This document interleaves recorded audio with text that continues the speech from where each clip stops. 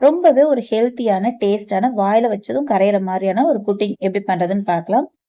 இத செய்யறதுக்கு ஃபர்ஸ்ட் ஒரு மிக்ஸிங் பவுல்ல 1 1/2 கப் தேங்காய் பால், 1 1/2 கப் வெல்லம். இப்ப இந்த வெல்லம் இந்த தேங்காய் பாலோட நல்லா கரைஞ்சு வரணும். ஒரு விஸ்க் வச்சு நல்லா மிக்ஸ் பண்ணிக்கலாம். வெல்லம் நல்லா கரையணும். நல்லா கரைஞ்சதுக்கப்புறம் இது தனியா இருக்கட்டும். அடுத்ததா இன்னொரு பவுல்ல 5 முட்டை எடுத்துக்கலாம்.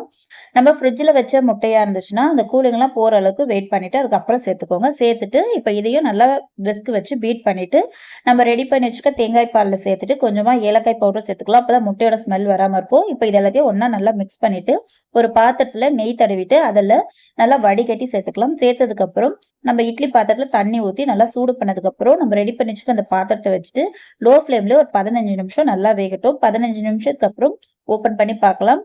நல்லாவே வெந்திருக்கும். இப்ப இத ஒரு தட்டுக்கு நம்ம மாத்திட்டு கட் பண்ணி சர்வ் பண்ண வேண்டியதுதான். வாயில வச்சதும் கரையிற அளவுக்கு ரொம்பவே ஹெல்த்தியான ஒரு புட்டிங் ரெடி.